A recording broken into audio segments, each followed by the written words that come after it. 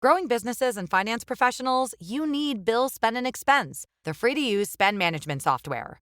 It's powered by the Bill Divvy Corporate Card, which helps growing companies scale with credit lines of $500 to $15 million, automated expense reports, and as many virtual cards as you need. For a limited time, get $500 when you get started with Bill Spend and Expense. Request a demo at bill.com/get500. Terms and conditions apply. Advertised credit ranges are not guaranteed and are determined at approval. Card issued by Cross River Bank, member FDIC.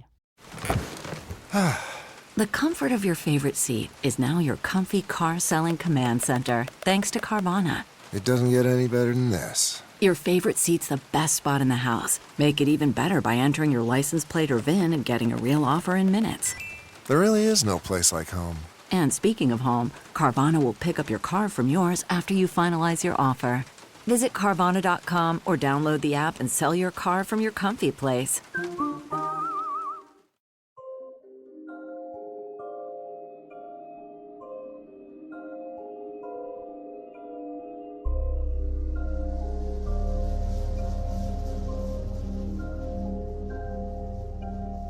On the evening of November 5th, 1975, Mike Rogers was making the return trip with his logging crew from their worksite within the Apache Sitgreaves National Forest. Rogers stopped the truck when he spotted a luminous object moving through the treetops that did not appear to be of earthly origins. As the floating object moved toward the truck, one of the crew decided to try and get a closer look. Travis Walton left the vehicle, and as he approached the craft, he was struck by a blue light that hurled him to the ground with seemingly lethal force. Afraid for his life and the lives of those of the crew still in the truck, Rogers slammed the vehicle into drive and fled from the site, thinking he had just been witness to his friend's death. After an exhaustive search by police and volunteers of the area where they had encountered the UFO, no trace of Walton was found. 5 days later, Walton's brother-in-law received a phone call. Travis had resurfaced in a town 30 miles from where he had last been seen, and believed only a few hours had passed since he had been gone. This case file, the theorists keep their eyes on the fire in the skies in the Travis Walton UFO encounter.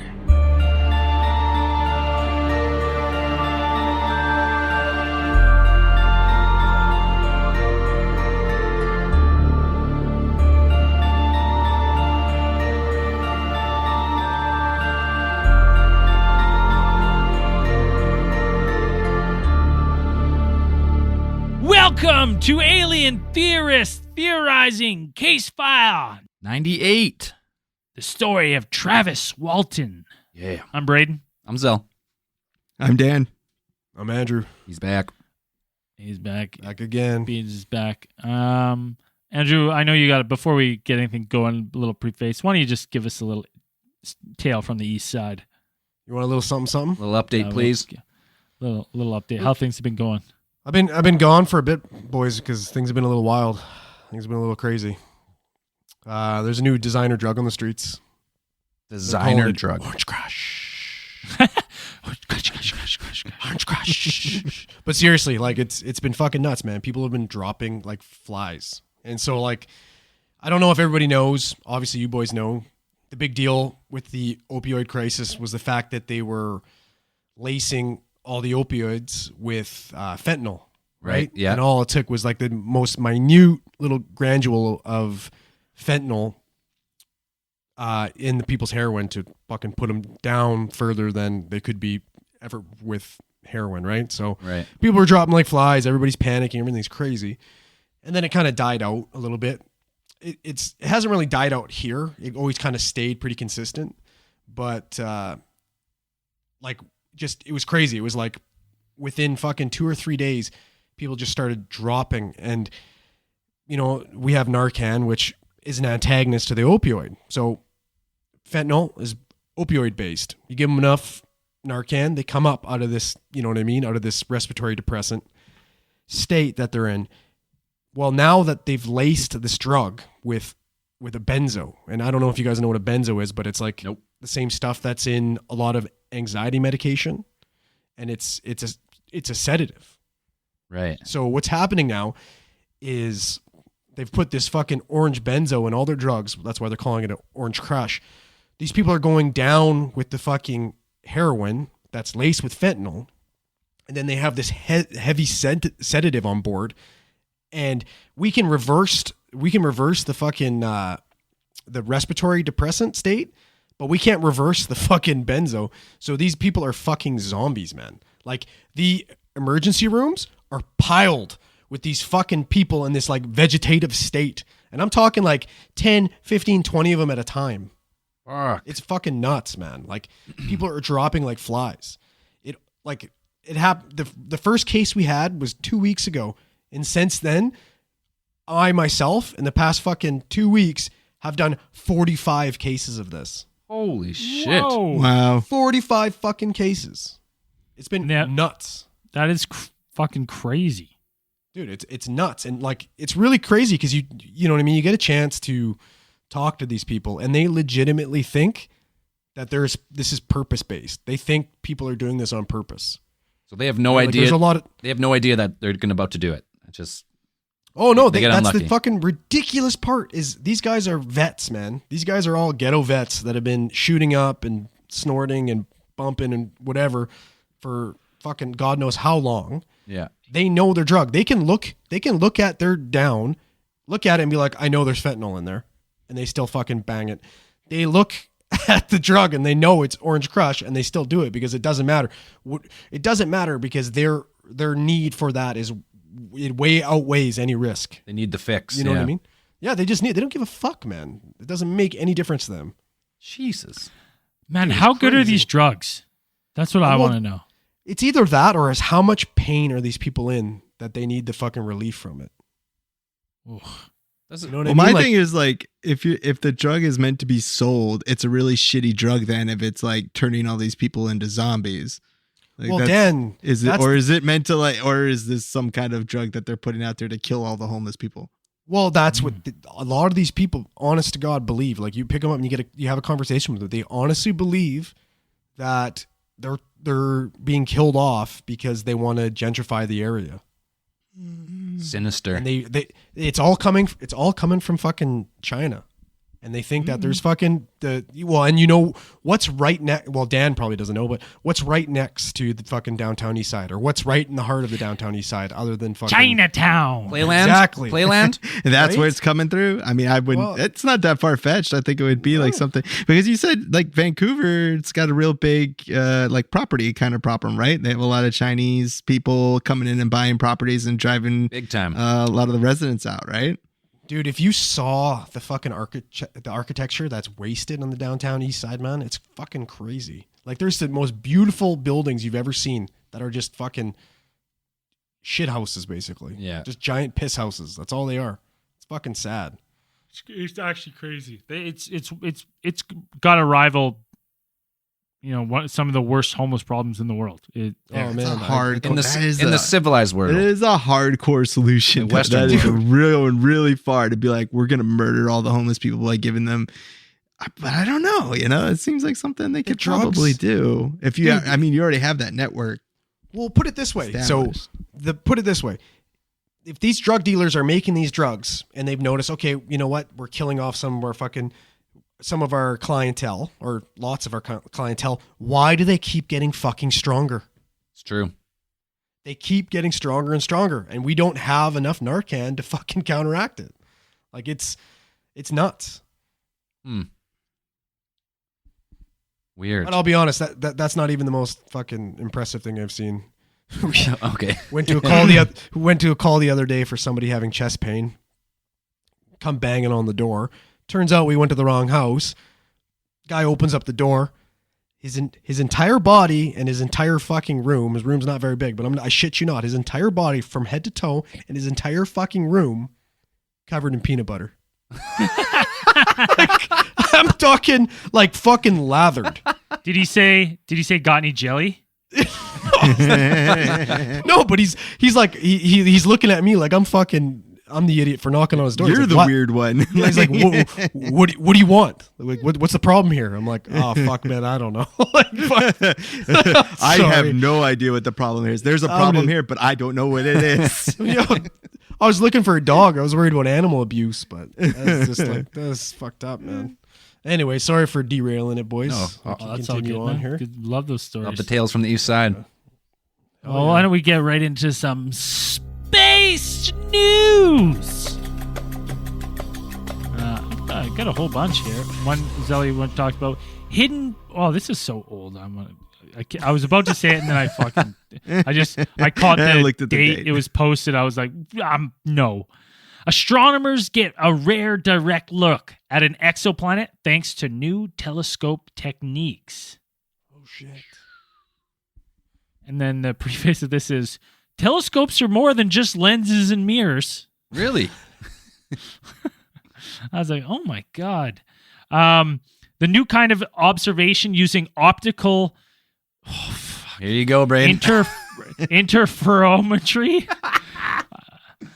with the gravity instrument is another important tool, as it can measure the light from exoplanets directly rather than based on how they change the light from stars they orbit. So it's a technical achievement, said the study's first author, Sylvester Lacour, team leader and researcher at the CNRS Observatoire de Paris. We've done something that nobody could do before. So it's kind of cool. We got some new satellite forms, getting some better shots of exoplanets. Maybe we'll get some better shots of exoplanets in the Goldilocks zone coming soon. Gotta happen. I got one here. NASA's Parker Solar Probe makes second daring flyby of the sun.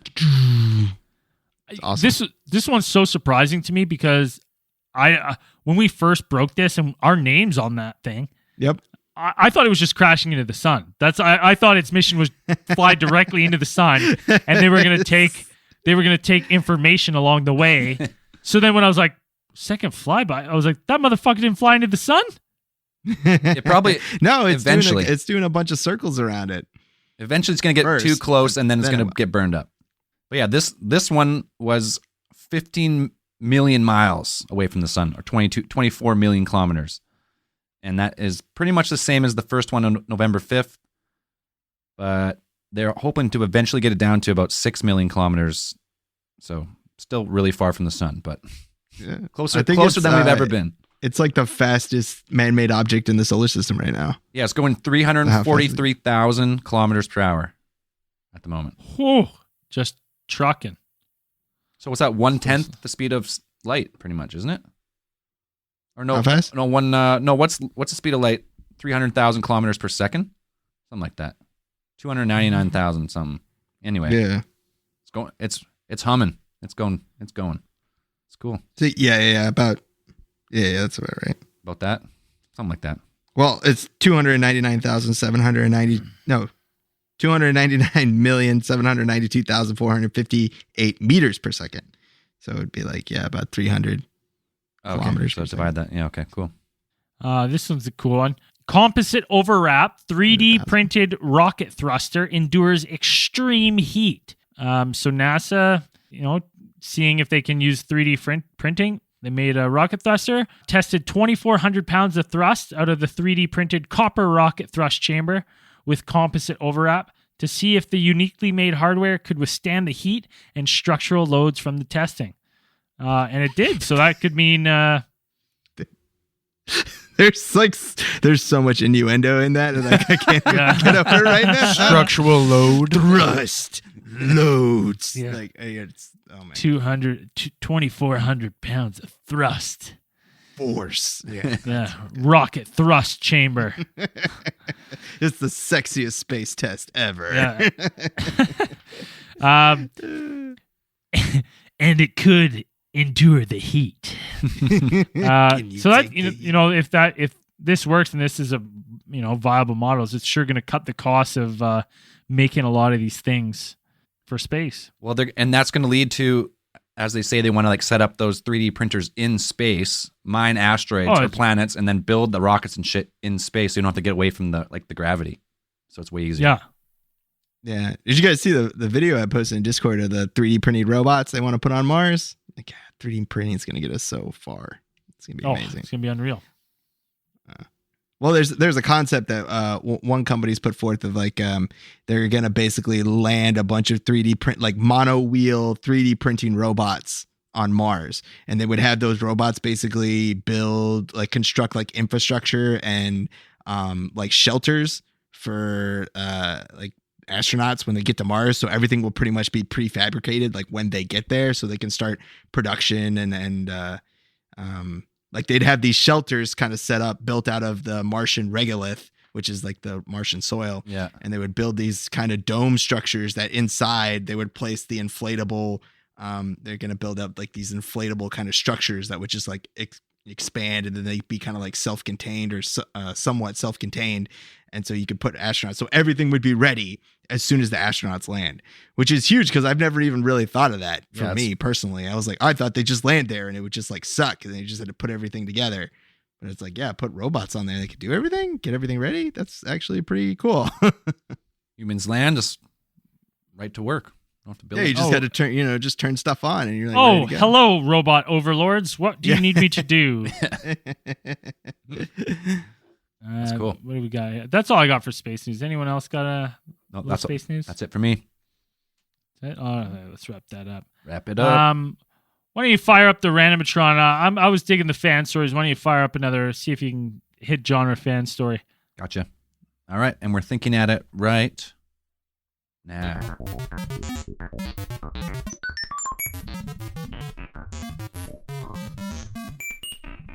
Fan submission.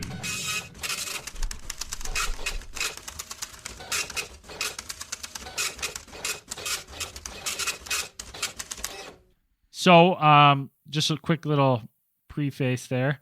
This one is from a fan who wishes to remain anonymous, so hopefully they didn't write their name in the story somewhere. They gave a couple experiences, but I'm going to read just the first experience. Hey guys, I'm just going to get right into it. I've had multiple strange experiences involving lights in the sky over the past year, and these are my two most important stories. If you guys choose to share it on the show, please keep it anonymous. I'm so sorry for how long they are. I just want to include every detail I can so that maybe you guys can help me figure out what the hell I keep seeing. First experience. I went on a spontaneous overnight trip with my best friend to Point Reyes, California, around March of last year. Point Reyes itself is a really cute town, about half an hour from the beach with a huge creek connecting to the ocean. We went there to see the shipwreck, which the small town is known for. We arrived at around 5 p.m., had some dinner, figured out where we were staying for the night, and then took a hit of acid for some added fun. Nice. Well, So immediately, There goes all the credibility. I don't want to say that's going to discredit the story. Let's wait. Let's pass judgment. Not necessarily if you do hallucinogens. Yeah. Maybe what you're seeing is just you're peering into a different reality, and it's actually real, but no one else will ever know unless you're doing the drugs with you. Benefit of the doubt here. Hit it just for some added fun. I know that drug involvement can really discount a story, but what we saw and experienced that night really cannot be attributed to the substance, in my opinion. I just had to include it for honesty. Well, we appreciate that. At around 11 p.m., we decided to go for a nighttime walk along the creek to see the stars and see the shipwreck again. We tried to go onto Google Maps for directions, and neither of our phones worked. They just kept glitching, and the app kept closing. We thought that was weird, but decided to try and walk anyway, even though we didn't know where we were going. About half an hour in without seeing the shipwreck, we felt lost and decided to head back to the hotel. We made it to the parking lot and decided to sit down and stargaze and stare out at the water. I was counting stars when suddenly I saw it. A bright orb about the size of a very large beach ball was floating slowly over the top of the trees. This ball of light was close, hovering right across the street from us, barely over the power lines.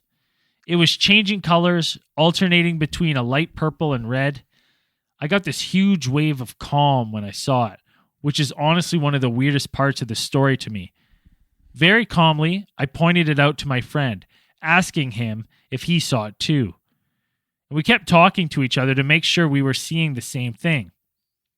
Suddenly, there were more of them, all trailing behind the first one at uneven intervals, all slowly blinking different colors. There were 6 in total, each going at their own pace, floating toward the mountains in the distance. There was no one else around, and these things were completely silent. I had my phone on me, so I tried to open the camera app, but to no avail. My phone wouldn't even let me unlock it. I stared right at the first one, trying to remember as much as I could, when I suddenly started saying some weird shit in a sort of robotic, emotionless voice to my friend. I was telling him to be calm, that they wouldn't hurt us, that we were safe. I don't really fully remember saying this, but he swore to me that I said it later on when we recounted the story to each other. What I remember is kind of blanking out while watching them until I heard a voice in my head telling me to go back to the hotel. I don't know how else to explain it. My body just turned around on its own and started walking back to the hotel. My friend later told me that he got the same weird feeling, and we both walked back. We spent all night trying to figure out what we saw and couldn't come up with anything. I can't even tell you how long we saw them for because the tail end of my memory is so foggy. They were moving at a walking pace, so I think we saw them for about a full 2 minutes? ?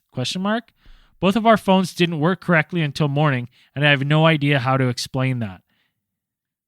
If I had been alone, even I would have blamed the drugs. But the fact that we both saw the same thing at the same time really makes me think otherwise. Cool. Oh, that's a cool story. I mean, that's a fucking wild story, but acid's a hell of a drug. Yeah, that's a hard thing. The overwhelming column. I would kind of like to know more. If you listen to this is your story. I'm not going to say the name. Let us know, when did you take the drugs? Is this late in? Are you coming down? Is it building up? I'm kind of interested in that. It's interesting. The feeling wild. of calm. You know, it sounds like you lose some time there.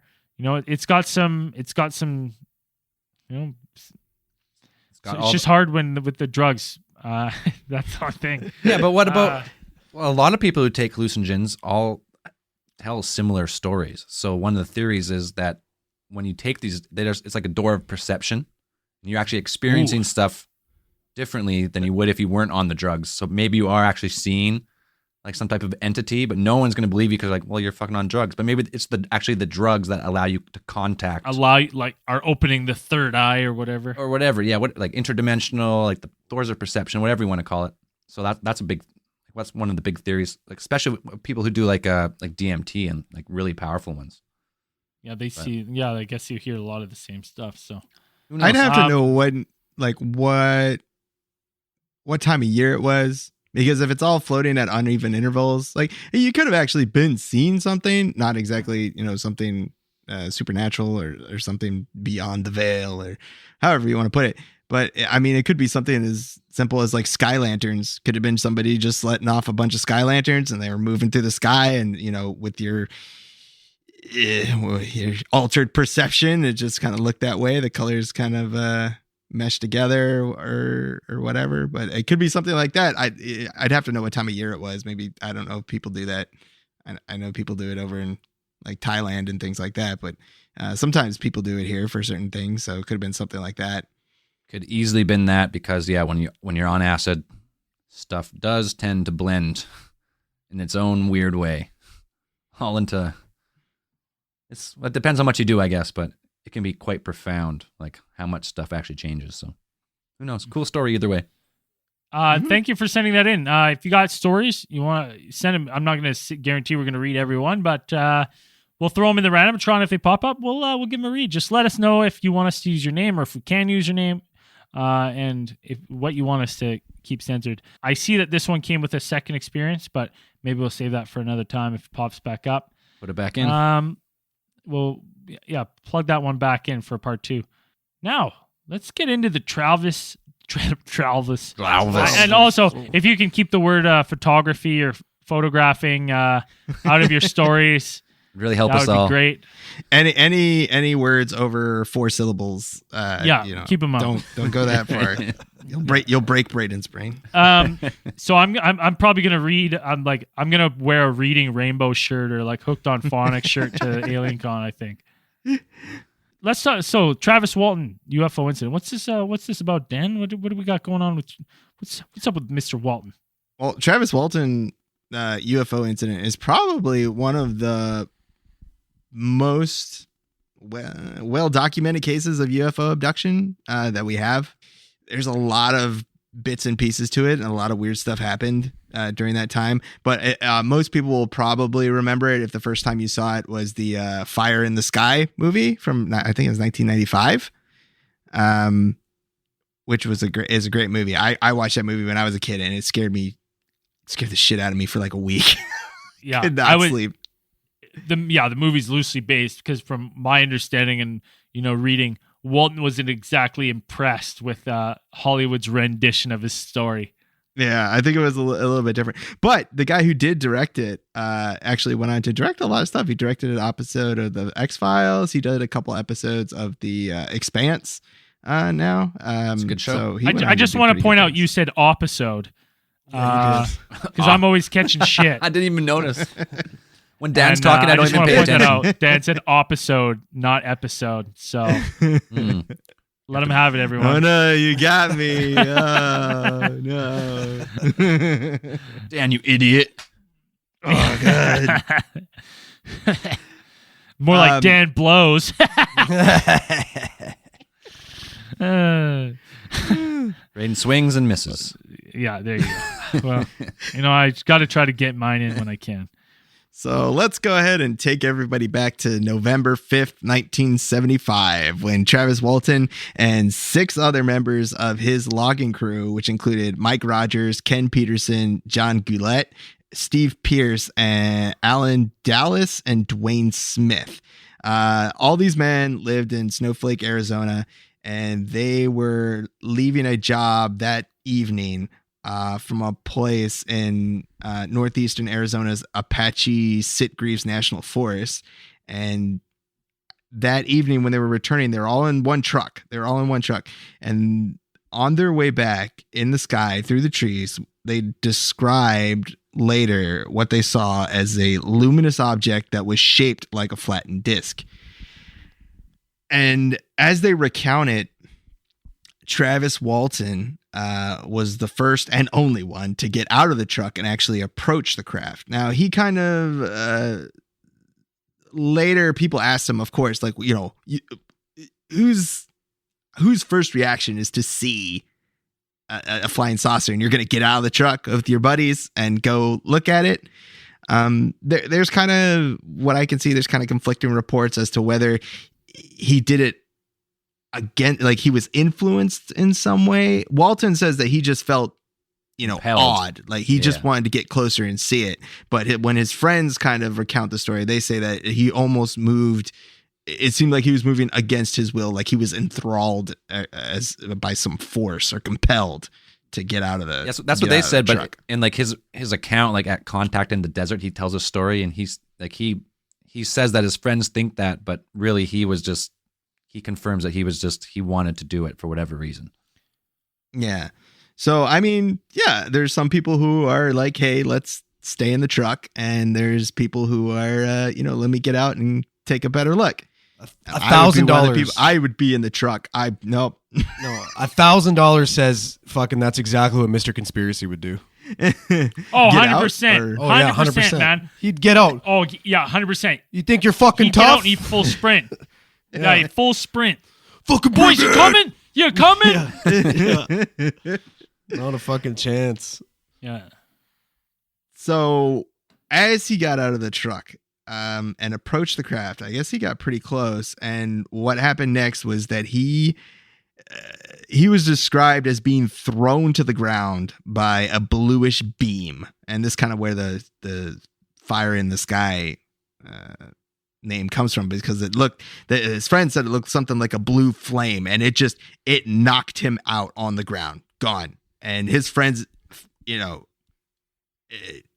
understandably shocked by this, they thought he was dead.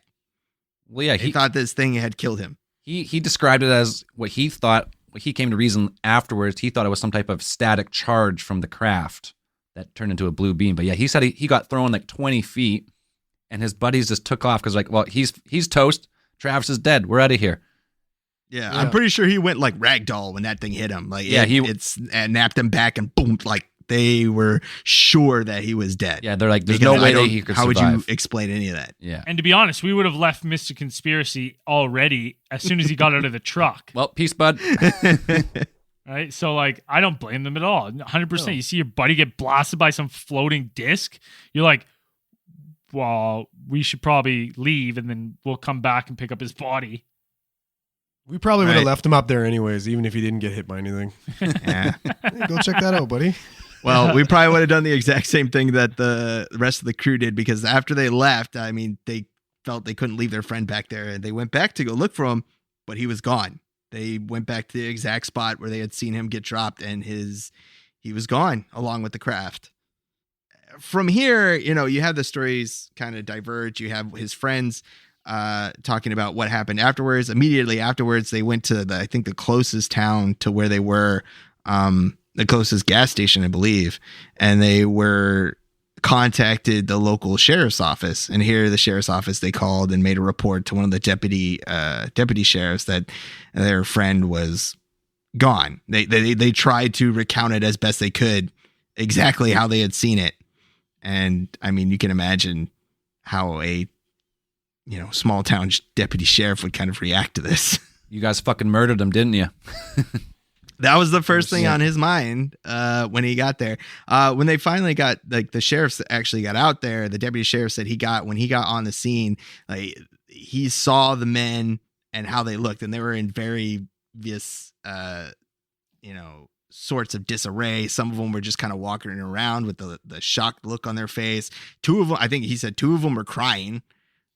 Because they figured their friend was dead. Mm-hmm. And these guys were all good friends. I mean, they had their troubles before, but this was not something. They two things. They weren't all good friends because one of the guys, Travis Walton's like, I didn't even fucking know that guy. Everyone says we were friends. He just started like 2 days earlier. Right. He's like, I'd never met him before. He's like, he wasn't my friend at all. He goes, I saw an interview with him. He's like, everyone says we were all these best buds, but he's like, I didn't even know this one guy. He's like, I didn't even know him. I knew him just for a couple days. And then secondly, wait, when all the guys or Mike? I thought Mike Rogers. I was pretty sure Mike Rogers and Travis Walton had known each other for a while. Yes, no. Reports had come out that they were all friends, but one of the guys had just started working for the company. So it's like Walton was like, I had no idea who this one guy is. Like, yeah, I'm really good. I'm buddies with this guy. I know these other guys, but like, to say we were all the best of buds, like this one guy just started work. I'd never met him like 3 days earlier. Right. Yeah. But Mike Rogers, who is like the boss, Mike Rogers, who is the new Travis. Yeah. Yeah. Him and Travis had been working together for about like at least 10 years, I think. Yeah. But they said the sheriff was like, all right, guys, like, boys, just show me where the body is, right? Tell me, like, show it so we can get this over with already. Yeah. Show me. The deputy, like, I saw an interview with the deputy, and he's like, yeah, the first thing I did was try to get close enough to him so I could smell if they had any booze, any odors of alcohol coming off them and things like that. Because how are you going to believe this kind of story where these guys are somebody just disappears? Nobody just disappears and gets taken up by a UFO. That's not something that happens around there. They figured that, that this guy his friends had murdered him, whether intentionally or unintentionally. Yeah, it could have easily been a logging accident. That's probably what they're thinking. Like, the logging accident, something happened, he got killed. They didn't want to get blamed, so they probably hit him. That's probably the first thing they thought, the sheriff. So that's what the friends who had made it out, they had to deal with the police for 5 days. And in those 5 days, Travis Walton was experiencing something else. During these 5 days, he's not sure how long he was up there. Walton said that he's not sure, after an uncertain amount of time, he woke up and he thought he was in a hospital. He said he had light shining on him. He was in a lot of pain. And when he managed to kind of his eyes weren't. I think he said a couple times his eyes didn't seem to be working normally. They were, everything was kind of blurry. But when he woke up, he did manage to take a look around, and he described seeing these three creatures who were staring at him that had what he described as brown quarter-sized pupils. So they weren't like the giant grays that people had described before, probably the popular depiction of extraterrestrials. They were a little bit different. Big. They said big they pupil, were though. Quarter-sized pupil. about Quarter-sized pupil is like a big pupil, though. I got a quarter right here. yeah. Nobody That's can see that. That's a 'cause- big pupil. Big ass pupil. Yeah. But yeah, Well, I mean, those are big pupils, you know, So- but they're not the huge, big black, the almond eyes, big big black oblong yeah. eyes. Yeah. But this is how he described them, and they had marshmallow colored skin. So I assume really, I mean, you'd almost say like Zell has marshmallows. I take that as a compliment. Thank you very much. Yeah, I work hard I on mean- that marshmallow skin all winter long. Yeah, he's about as soft as a marshmallow too. Oh, Braden's firing tonight. Oh, I gotta give it every now and then. It's a good thing it's a good thing I have my mouth guard in here right now, or I'd really be getting it. Oh yeah. No one knows I'm missing my front tooth right now, but I have like a fake one, and it's hard to talk. So I'm sure I'm gonna get beat. Start whistling out of it. But Walton, understandably, he freaked out when he saw these creatures, and he tried to fight them off with whatever strength that he had in his body at the time, and managed to actually evade them. And he escaped out of this room into another room, which he said that he found what looked to be a chair with some sort of what he identified as a control panel. And he described it like his feeling as he was exhausted, because I mean, you would be if you were just run away from a bunch of aliens, and I don't know, After being getting abducted, fucking probed for 5 days. yeah, if that's what, and you were unconscious for 5 days. So he's weak. He sat down in it.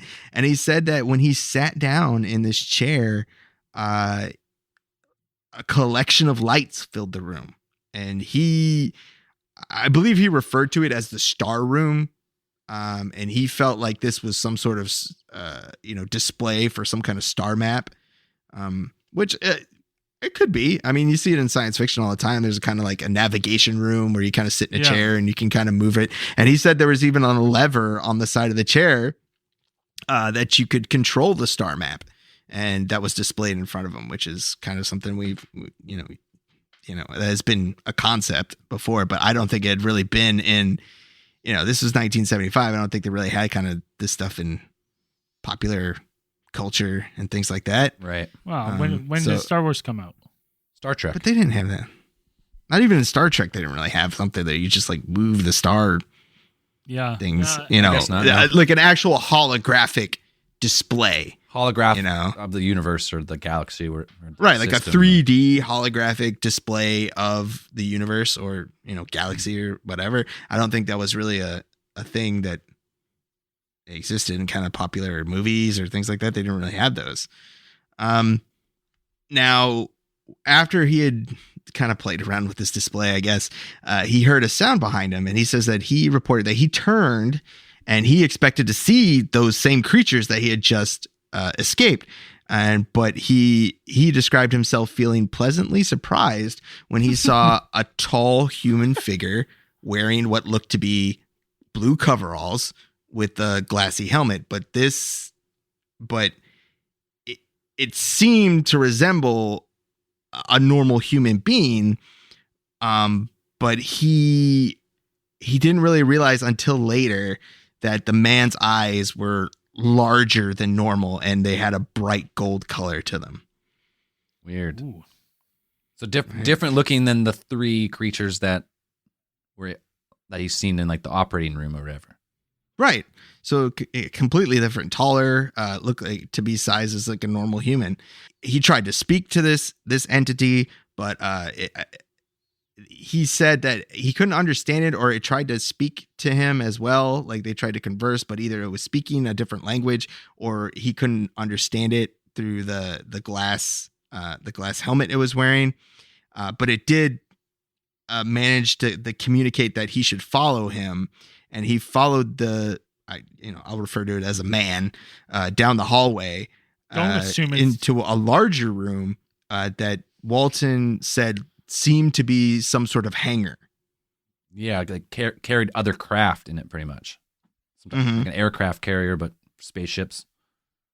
Right, and I believe he also said that he saw another ship in this hangar, Yeah. and it looked similar to the one that he had seen out there in the forest.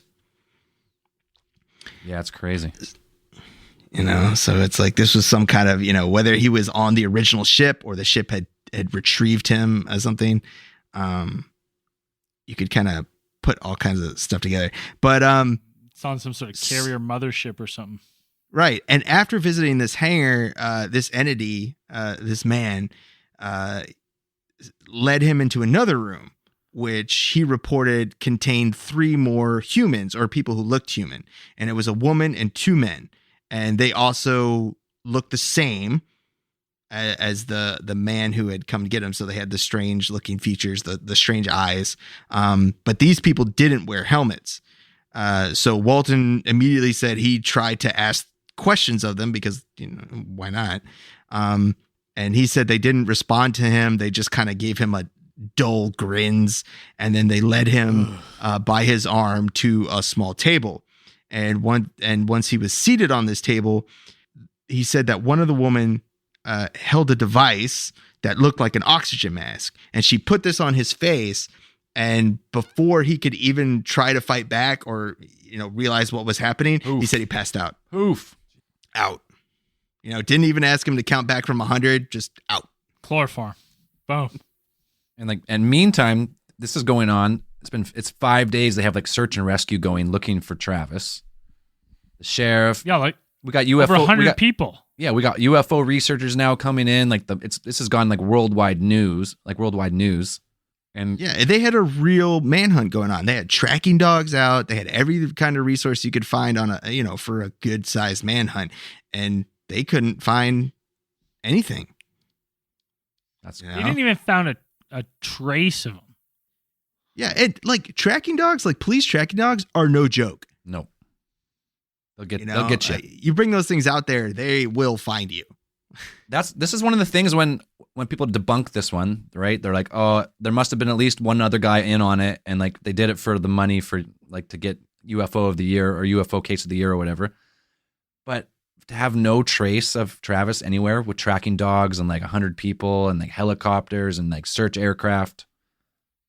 That's one of the pros for this one, for like legitimacy, is like how many people. I've been there for search and rescue. Like I remember telling you boys a story a long time ago about this crazy lady that escaped from the ambulance, and we got 2 police dogs. They did helicopter doing flybys and everything like that, and we didn't find her, and she was like 10 minutes away at her family's house.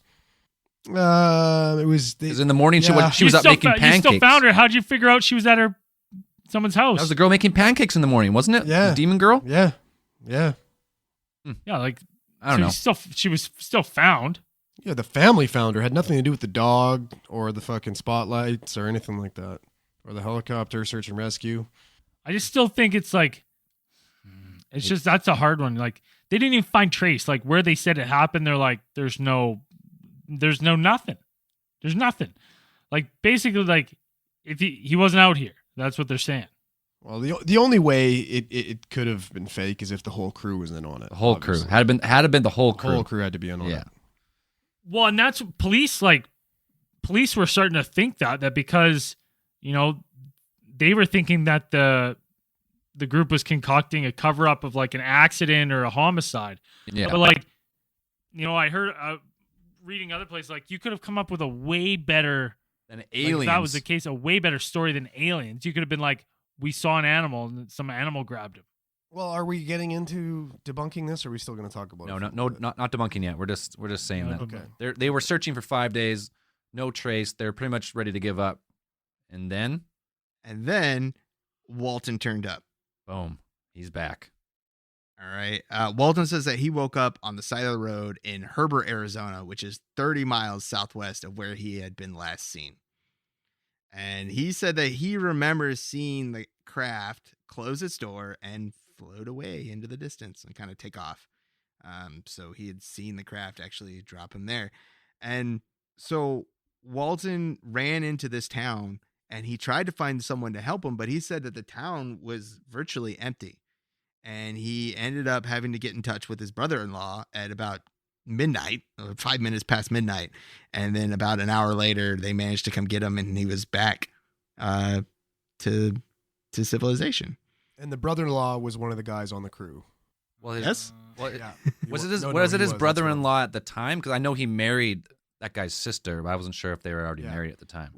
It wasn't his brother-in-law at the time, but it was a fellow member of the group, and it was his girlfriend at the time. Yes, and then eventually he did marry that girl, which was Yeah. Okay, makes sense. So, but the weird thing is that, Travis Walton reported that he believed that he'd only been gone for an hour and a half. He felt like he'd only been gone for a very short time, not 5 days. Yeah, when his brothers told him that, like, hey man, like 5 days, he's like, check your face, and he had like 5 days beard growth, so he was like, oh shit, like right there, he probably like started freaking out. He's like, how do you lose so much time?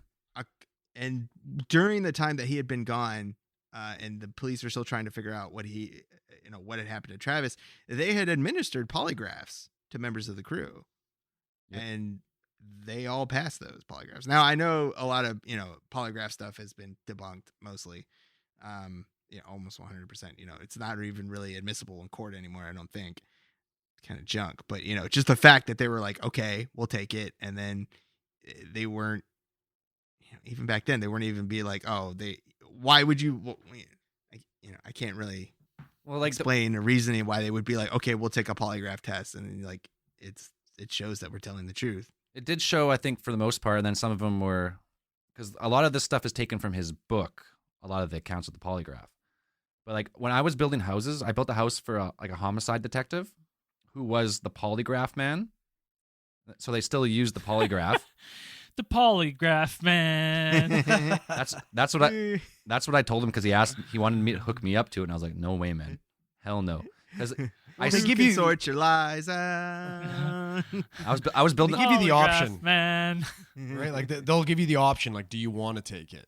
Right? They can't force you to take it. No, but I'm just saying that it's more of like an indication of guilt. It's more like, it's like, hey, would you take a polygraph test? And if the person says no, then you're like, and if they say yes, then it's like, oh, okay, well, I wouldn't. would you submit to a polygraph test? Then No that's way. kind of like, are you lying?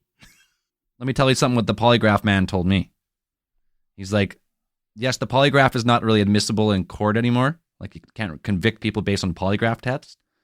But a good polygraph operator will know when someone's lying. Like, they are like 99% sure.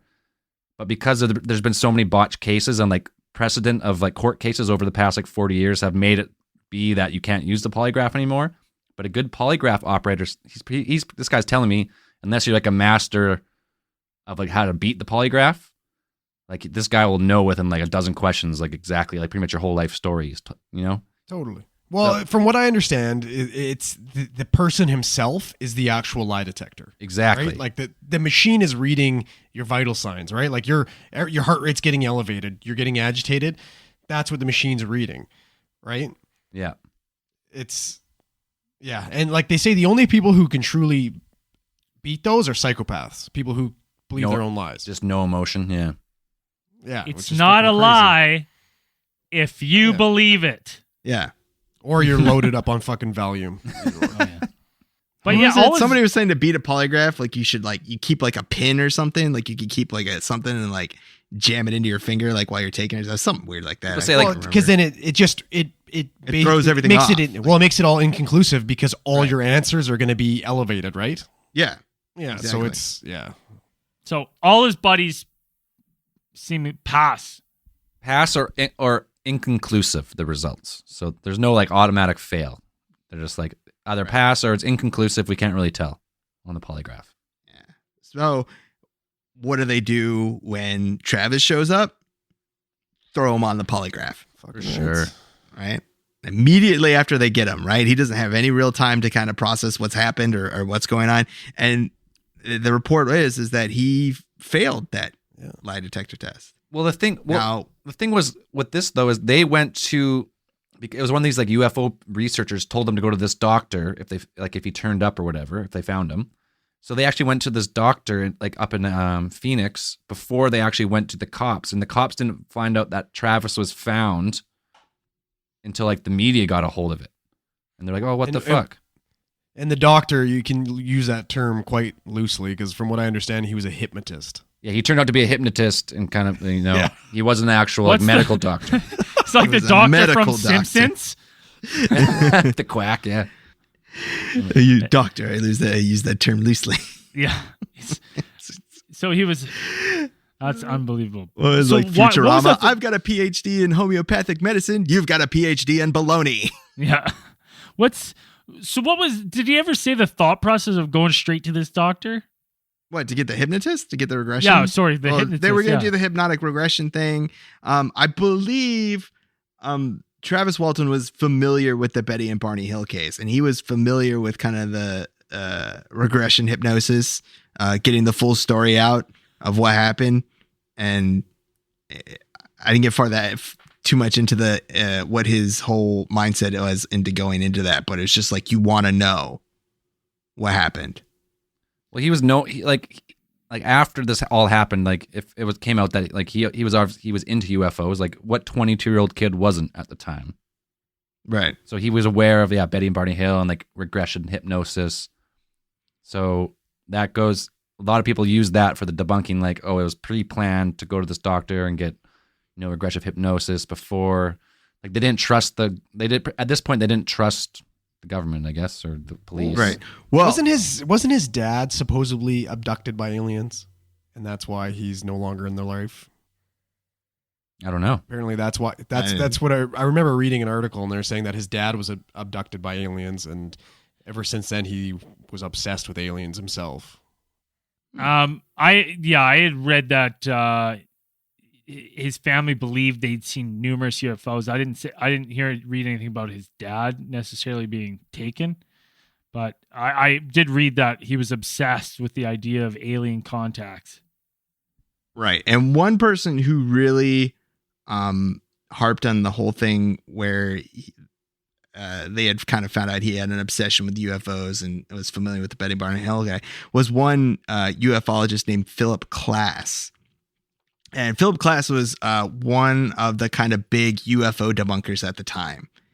And he was kind of, he was all over this, trying to debunk it, trying to do as much as he can. Now, Philip Klass actually has some kind of weird, like a kind of weird part in this story. Apparently what I was going into, and I was watching a few documentaries about the Travis Walton case. One of them mentioned that Philip Klass was actually close friends or had close correspondence with another astronomer out of Harvard who was also a UFO debunker named Donald Menzel. Donald Menzel actually had connections, like correspondence with the NSA. Ooh. And correspondence with JFK at the time, because JFK was on the board at the board of I can't remember what it's called, the board of like Harvard, like he was on one of those things. So, and JFK also had an interest in astronomy, so they had correspondence with each other. And Donald Menzel actually had a lot of contacts with the NSA at the time, and Philip Klass and Donald Menzel were best buds. And Philip Klass allegedly offered one of the men, I think it was Steve Pierce. The youngest one, the one that was crying. Right. They said that he offered Steve Pierce like $10,000 to say that it was a hoax. And he didn't do it. And he didn't do it. That's crazy. Because like these guys really didn't make any money off of it. Right. Just Travis. Just Travis. Just Travis. where did he get the money for $10,000? Because back then, 1975, $10,000 was like a good chunk of change. And this guy, Philip Klass, was not rich. You know. Oh, so some people say that it was a tactic used by the government to try and push the story off track. Exactly. Because that was kind of the thing that they were trying to push it to kind of debunk it. Like Philip Klass, they say Philip Klass was kind of like, looked like from the outside, like, you know, whatever, casual observer or whatever. Right. He looked like a good candidate to be a person who worked for the CIA. He wasn't married. He traveled a lot. You know, he had a lot of influence in media. He was well known for writing like editorial pieces and things like that.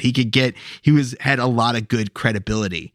And during the 60s and 70s, the CIA were heavily into, you know, getting media on board with, you know, disseminating information and kind of things like that. So Philip Klass looked, at least if you go into it, he looks like a good candidate for the kind of person that you would find to be like, you need to get the story to go away. You need to debunk it. You know, 10 grand's a lot of money. 10 grand's a lot of money back then. Well, and here's the thing. We said that, you know, they didn't make any money, but one of the naysayers say that like, because Walton was so obsessed with UFOs, they think he would have been aware of the National Enquirer offering the $5,000 reward for positive proof of an extraterrestrial encounter. And, you know, one of the theories is that Walter and the crew divided that $5,000 and gave the exclusive story to the Enquirer. But then even saying that, wasn't it $100,000? I only saw 5,000. Yeah. And if that's the case, someone coming and being like, to one member being like, I will double it. Right? For you to just say it was a fucking. But they never got the money. There was never money given from the National Enquirer. Well, I thought that the story was never released by the National Enquirer, I thought. I just found that they knew it. So I didn't see if he got the 5,000 reward, but I'm saying if there was a reward, you know, this guy was offering him double that to be like, no, it's not. So it's like right away to me, I'm like, well, if that was your like motive behind it, was this $5,000 reward, and now one of you is being like, they're going to give you 10. Like, it's 1975. That's not like no. This is, I just say it didn't happen. Fucking right. This is it. So the National Enquirer had a $100,000 prize offered for proof of UFOs, or proof that UFOs were extraterrestrial. So they heard about this case, and they said, because actually, I guess Walton it was 3 separate lie detector tests that he took. So the National Enquirer hired this one guy, his last name is McCarthy, and he described Travis and Dwayne's results as the plainest case of lying he had seen in 20 years, obviously. And then the Enquirer did not publish the story because they failed the examination. But that could easily be like the Enquirer just like got a guy to like just tell these guys that they didn't, like, they're not getting the money because, you know, we're not giving that out. That was a joke. Sorry. Yeah, they never really thought. Yeah, it with was the National Enquirer, we ran a story about Bat Boy. Like, yeah. I married Bat Boy. Oh, those are always the best headlines. There's a one quick side track on National Enquirer. When I was at Universal Studios Orlando, there's a Men in Black ride, and when you're walking through, there's a part where you walk on like the second floor and you're looking down at like the MIB pit where like, you know, all the agents sit in the movie. And if you look down and you look closely, there's one desk, and on the desk there's a National Enquirer. And I'll post a picture of this. And if you look closely at that National Enquirer, it just says, "Man with the world's smallest face." And it's this guy with this huge melon and this really condensed little face. I was fucking howling. I was like, oh man, whoever put that there is hilarious. But that's my great. National Enquirer story. So they didn't get the money from the National Enquirer. So, you know, what other reasons? The other reason I saw is that you know, this logging contract that Mike Rogers had was like the most lucrative contract they had got, and they had a strict timeline, and there was going to be penalties if they fell behind schedule.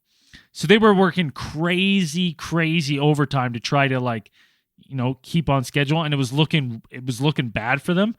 And one of the things is that they use this as a much needed act of God that was in the clause, so Mike Rogers could avoid any costly penalties. Like Because losing, like having Travis get abducted, saying that they couldn't complete the contract. Yeah, and that way he avoided paying any penalties for the work alien falling abduction. behind. Yeah, well, that's the thing, right? That's what a lot of people say. Like that's their benefit, but I'm like, why that? Like, why not? Well, I guess get two birds stoned, right? Yeah, I guess so. Yeah, Right. about Two birds this stoned. Get two birds stoned. You win the fucking money from the National Enquirer, and you get out of your shitty contract. Bada bing, bada boom. All right. Get those birds high. Either way, everyone would have to be on board in that truck. Yeah, well, you tell all the boys, you guys fucking sick of chopping these goddamn fucking trees down? Because there's a Wanna way. split fucking $100,000? Let's do it. I mean, Yeah. the if big you dirty. were going to do it, you could just not tell some of the guys. Like only like 2 or 3 of them would probably have to actually be in on it, and then the other ones you could just throw in there for credibility because then their reactions would be How do you genuine. Yeah, but what how was do the you sighting? fake him getting launched? yeah, Yeah, you'd I have don't to know. Yeah, I fucking have no clue. I'd have no clue how you would fake something like that. Get some fancy ass disco balls and fucking Some Technics. 74 Plymouth. weather balloons and some swamp gas or what? Yeah, man. What was the one from? What was the one in England Back we to the did? Future? Is that what you're thinking about? No, but that's Oh, good. the Rendlesham at 74 Plymouth in the 74 woods Plymouth there, just bouncing around. bouncing around Some out there fucking- with some lights on. Some lights. Yeah. Like it. Well, I don't know. one weird thing that I can say about this is that they did go back and visit the area where Travis had been blasted with that blue ray, and they managed to determine that that area has been experiencing a strange amount of growth. I'm pulling a Braden. Growth. Grouth. Second time. Grouth. So they've actually cored out sections of trees in that area and they submitted them for testing. And this was before, like this was just before the area suffered a pretty big forest fire. And when they did test the cores of the trees, they found that something was really strange about those trees in that area. The test showed that the trees had experienced rapid growth, and the tree trunks that had faced the area where the UFO was reported to be seen had rings that were remarkably wide and elliptical. And they were, rather than the standard concentric rings that most trees have. And they said that the tests show that there is some chemical change to the soil itself. Man. But yeah. Remember when we talked about crop circles, how in the crop circle, the plants experience like accelerated growth and like weird abnormalities. It's contagious. It's contagious. so- Yeah. Once one This person guy starts, got- it's all dominoes. This guy got fucking tossed. We're approximating like 20 feet, right? That's what they claim. So are we assuming that the aliens magically fucking fixed all his injuries from getting tossed around? 100%. Yes. Plus, don't you not get hurt as bad if you go limp before an impact or something? Yeah, So you're still if he was gonna already get knocked injured, out though. and ragdolled, like Doesn't would he not matter. be as hurt as bad? You're telling me this guy's going to show up without any fucking signs of trauma whatsoever from that? He Not to sh- mention- the aliens would probably He should have fix him, been though, covered right? in covered in bruises at least, right? the one thing I find 5 interesting days. is he's got that apparently he's got a really small, looks like a needle incision above one of his elbows, right? And there's a lot of debunking going on, being like, no one would ever, you know what I mean, put a vein, or there's no main artery or vein there, right? So why would anybody put a needle there? Right. Because they That's tested, not where human veins are, but They- maybe alien veins are there. well, because they tested his piss, right? And he wasn't giving off any ketones, which means in that five days he had been well fed, right? So people were saying, well, you know what, that needle there was probably from some type of, intravenous that he was getting to get sustenance. But, you know what I mean? There's no main vein there in a human. But what I was thinking is, you never know. Maybe they have some type of highly sophisticated interosseous drill, right? That goes right into the bone, because that's what we use, right? Obviously, we leave a larger hole than was left on Walton, but obviously they have some type of advanced technology, right? Yeah. Okay. Wait, so you can be pretty feed someone fucking cool. intravenously into like bone? Right into the bone marrow.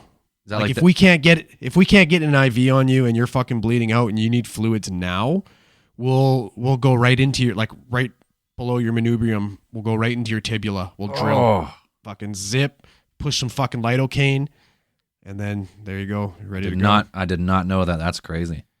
It's the most painful thing ever. We did it on a guy. We did it on a guy that was conscious last block. He got shot 8 times, and we couldn't get a fucking vein on him because he was fighting us. So we held him down, and one of the ALS guys just drilled right into his fucking tibula, screaming. He forgot about the gunshot wounds and was screaming because of the fucking drill. It hurts that bad. Bone, yeah. And then you push the lidocaine in. It's supposed to be the most painful thing in the world. But you saved his life. Well, No spoilers. We got him there alive. I don't know if he's alive now. He got shot 8 times by a fucking 22. So no exit wounds on any of them. Oh, it's like 50 Cent.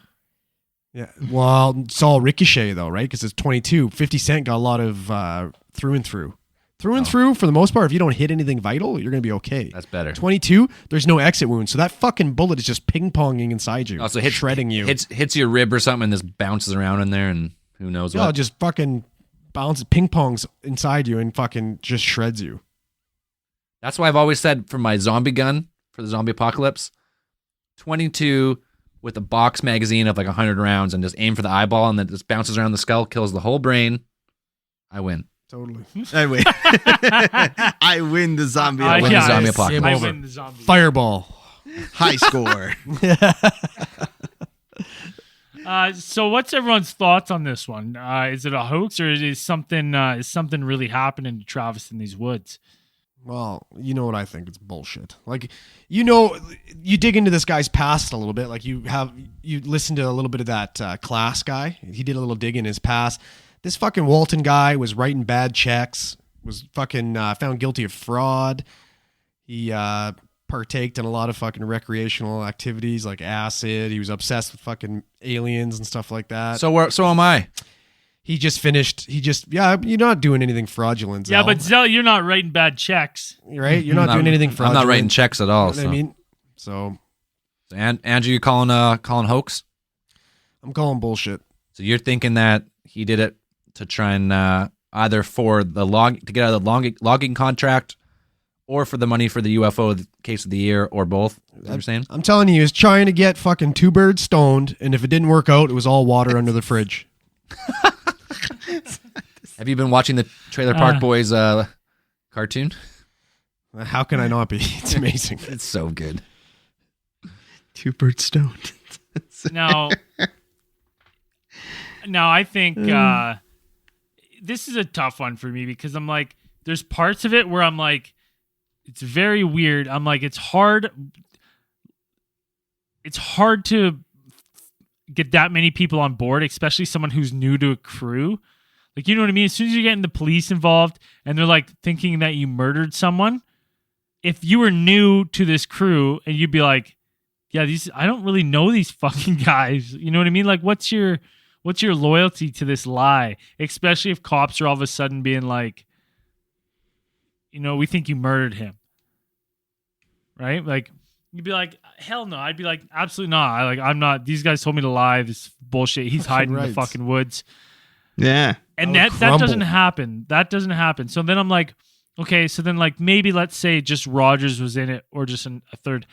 But how the fuck? I was trying to think think it through. How would you fake what you saw, right? Which would explain if you did have something rigged up. It would explain how, like, why Walton ran to it, right? Because he wanted something to happen before anyone was too close. How does he get launched 20 feet? And how does all these other people that may or may not be involved, which I'm thinking they couldn't be, or someone would spill the beans, how would you fake that? How would you fake getting zapped and launched 20 feet? Right? Without a massive amount of electricity, like static charge, and like you probably liquefy someone with the power of exactly. So I'm like, that part to me is really weird. Very concerning that like he's failed all these polygraphs.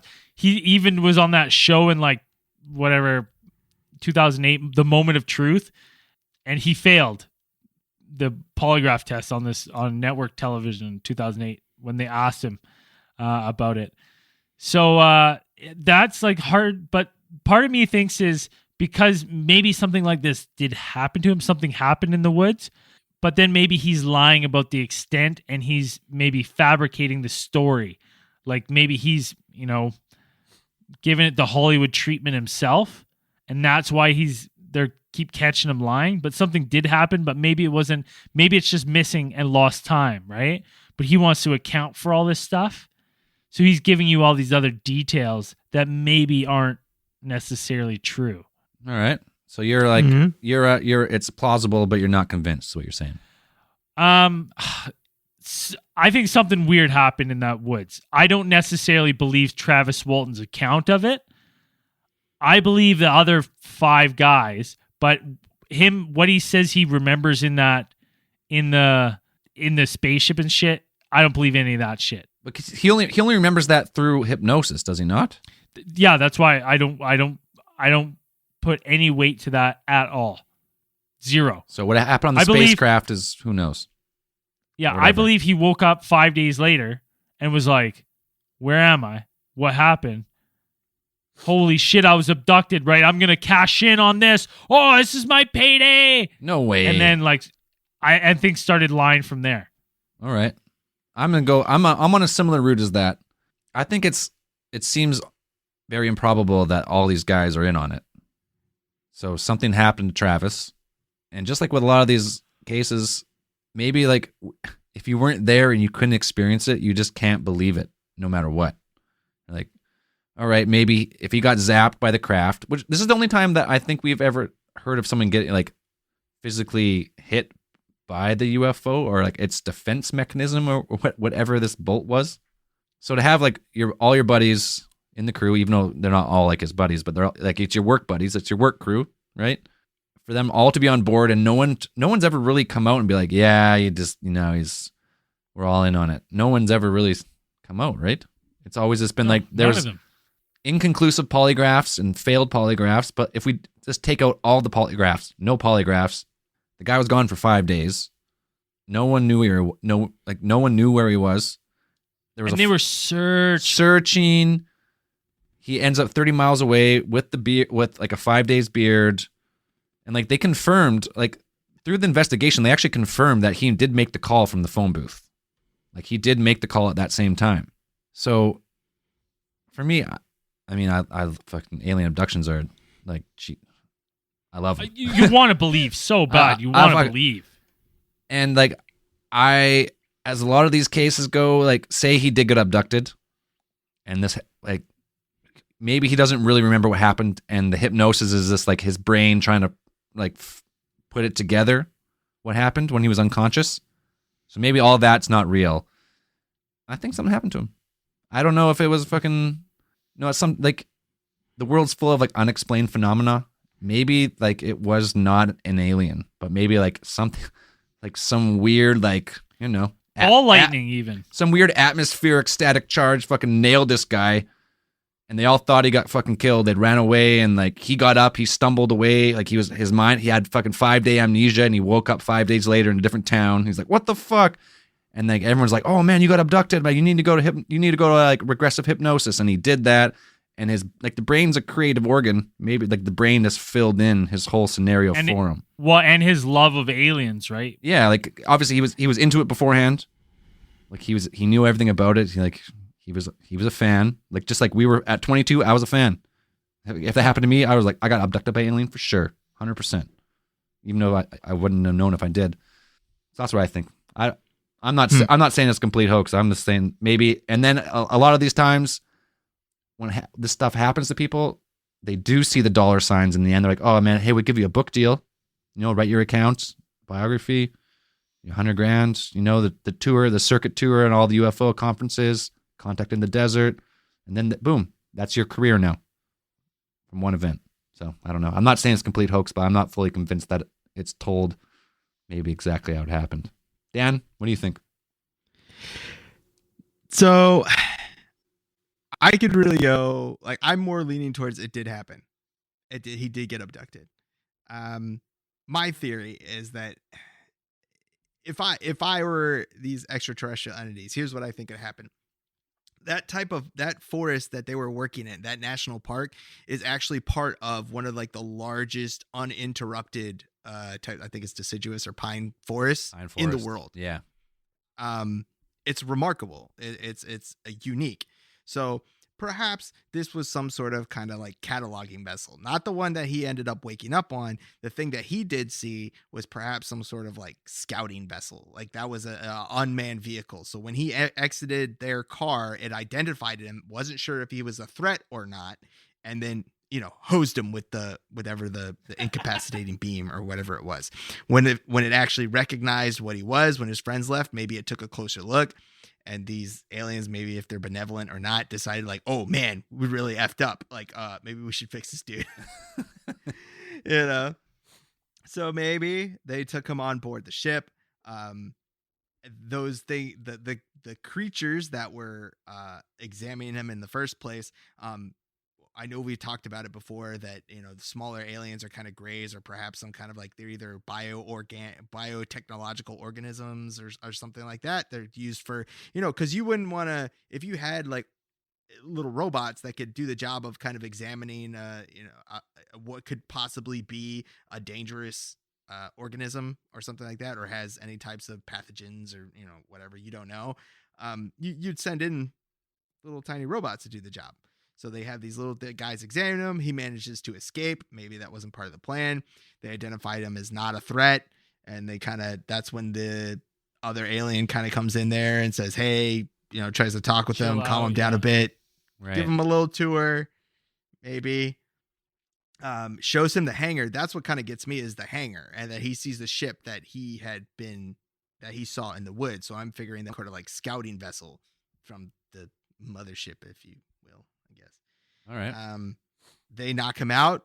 They drop him at a town that they realize, they make a scan or whatever. They realize that town's empty. So there's a less of a possibility of them being sighted and whatever, jeopardizing their mission or something even further. So they just kind of drop him off, and then they're like, okay, later.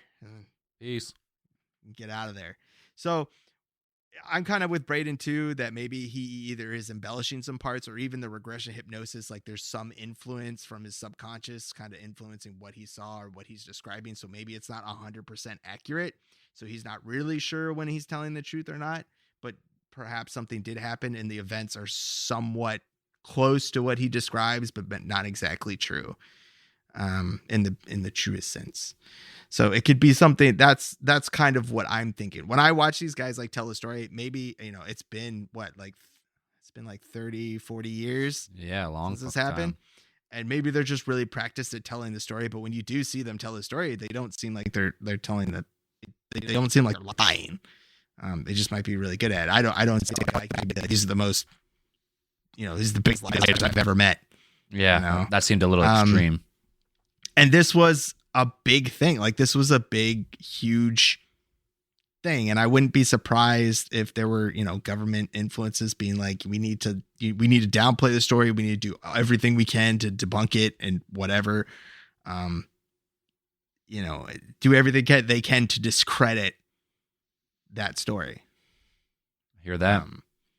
And get on that, because I know we'll probably talk about it on a podcast later at a case file about the consequences, or what would happen if full disclosure did happen and extraterrestrials were found out to have existed, visited, or are currently visiting the Earth. We'll talk about that later, but suffice to say that would be a really huge thing and would disrupt a lot of powerful people's plans, or whatever you want to think about. For sure. So I'm saying that I believe him. Like I believe him. I would believe them. When they talk about what happened after, they said that he got abducted and that was the only explanation, or they felt like that was the only explanation. Like their life was like hell. Yeah. Constantly had people come into their doors. They turned down interviews from people who are just constantly just trying to debunk them and stuff like that. And I could see how that would be something that I don't know if they would have thought, maybe they didn't think about that at first. Sure, that could happen. They thought about, maybe like Braden said, they were just dollar signs, but I don't think they would have reported it and held on to it so hard if they didn't really believe in it, Right. So that's what I think. I believe the guy. It is definitely one of the more convincing Yeah. abduction cases. He doesn't, like, when you listen to interviews with him, he doesn't sound like a he sounds like a normal dude. Yeah, sounds like a logger. Yeah, he doesn't sound like a proper woodsman. Yeah. That's the other thing. Like, yeah, he just tells the story. Like, he doesn't really add dramatic flair to his. And he even goes far as to say, like, yeah, it's like, and he also, like, a lot of things you read, like, that his friends say, he's like, yeah, I don't know why they say it like that, because I didn't feel like that. I didn't feel like I was walking into trance. I was just walking towards it. And, like, he really downplays a lot of stuff. So I'm kind of like, is that a sign of a liar? Is that a sign of a really good liar that he's now adapting, like, from the things Psychopath. to make it better? But I don't know. It's a tough one. It's a very, very interesting case. I think we should wrap this one up for now, though. Look it up. It's cool. Look it up. Let's get into some brand new 5-star reviews. A couple good ones. South Aussie Love by Trippin' Chicken from Australia. Love this podcast. Started listening years ago now. It all started for me right back at the fucking pyramids. Loving the regular episodes these days, too. Cheers, guys. Yet to find another podcast that makes me laugh and seriously think at the same time. It may very well be the perfect blend. # pawn time. Pawn time. I got 5-star, the most enjoyable prolapse of my life by XFKFDHK at JFD-JNFVLHOIGHKDI from USA.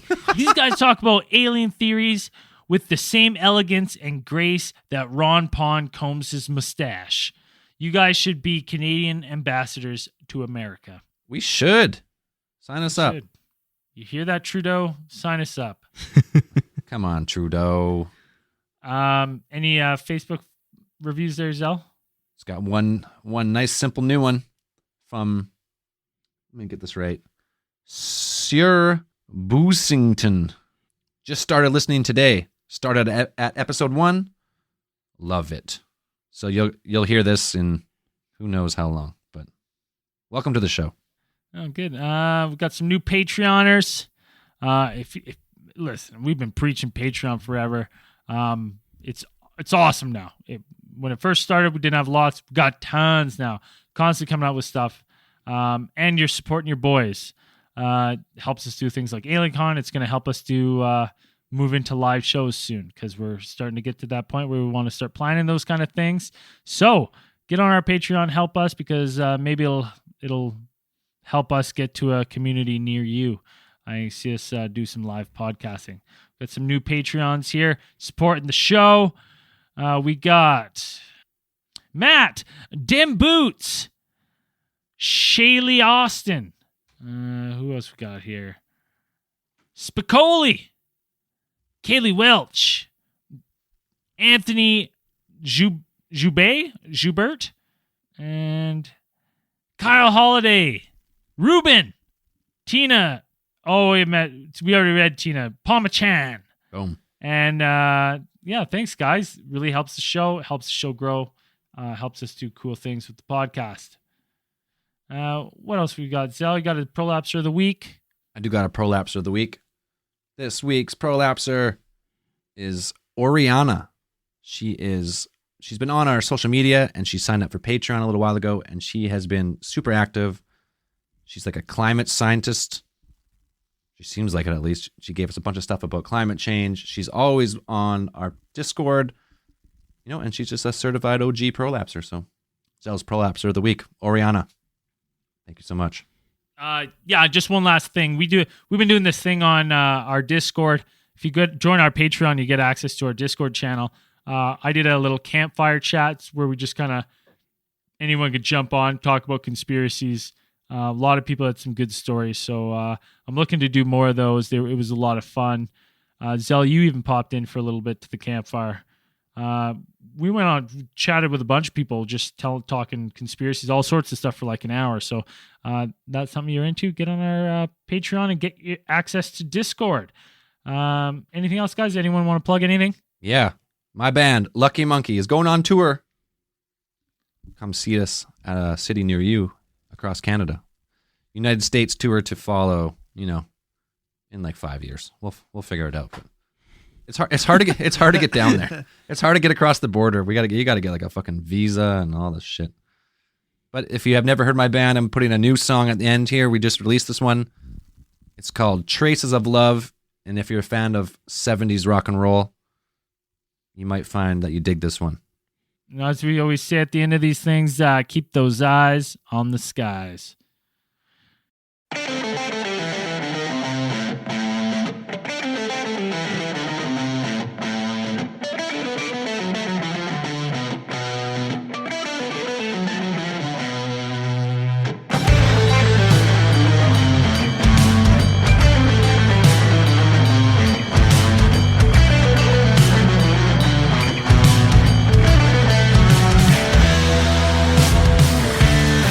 You better get